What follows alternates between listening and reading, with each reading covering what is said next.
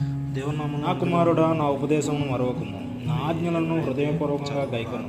అవి దీర్ఘాయువును సుఖజీవంతో గడిచి సంవత్సరములను శాంతిని నీకు కలుగజేయును. దయను సత్యమును ఎన్నడను విడిచిపోనీయకును. వాటిని కంఠభూషణంగా ధరించుకొనుము.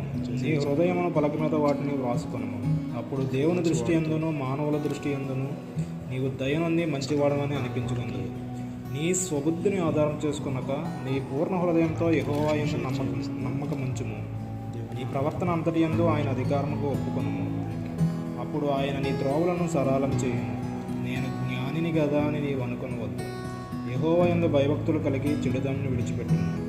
అప్పుడు నీ దేహమునకు ఆరోగ్యమును, నీ ఎముకలకు సత్తువను కలుగును. నీ రాబడి అంతటిలో ప్రథమ ఫలమును, నీ ఆస్తిలో భాగమును ఇచ్చి యెహోవాను కనపరచును. అప్పుడు నీ కోటలో ధాన్యము సమృద్ధిగా నుండును. నీ గానుగలో నుండి క్రొత్త ద్రాక్షారసము పైకి పారును. నా కుమారుడా, యెహోవా శిక్షను తృణీకరింపవద్దు. ఆయన గద్దింపునకు విసుకవద్దు. తండ్రి తనకు ఇష్టడైన కుమారుని గద్దించు రీతిగా యెహోవా తాను ప్రేమించిన వారిని గద్దించును. జ్ఞానము సంపాదించిన వాడు ధన్యుడు. వివేచన కలిగిన నరుడు ధన్యుడు.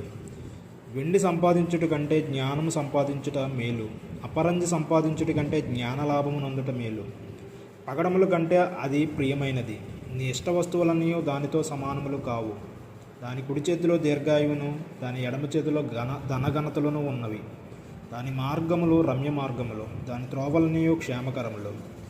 దానిని అవలంబించు వారికి అది జీవవృక్షము. దాని పట్టుకొని వారందరూ ధన్యులు. జ్ఞానము వలన యెహోవా భూమిని స్థాపించెను.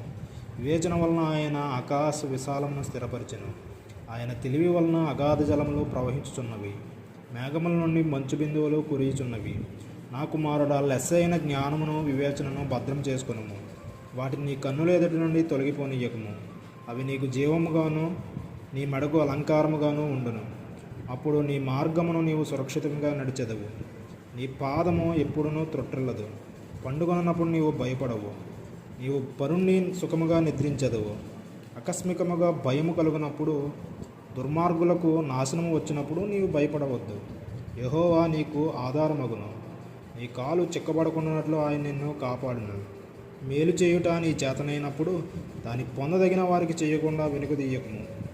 ద్రవ్యము నీ యొద్దనుండగా రేపు ఇచ్చేదను పోయిరమ్మని నీ పొరుగువానితో అనవద్దు. నీ పొరుగువాడు నీ యొద్ద నిర్భయముగా నివసించినప్పుడు వానికి అపకారము కల్పింపవద్దు.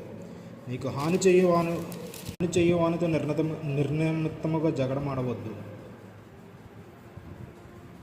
బలాత్కారం చేయువాని చూచి మచ్చరపడకము. వాడు చేయు క్రియలను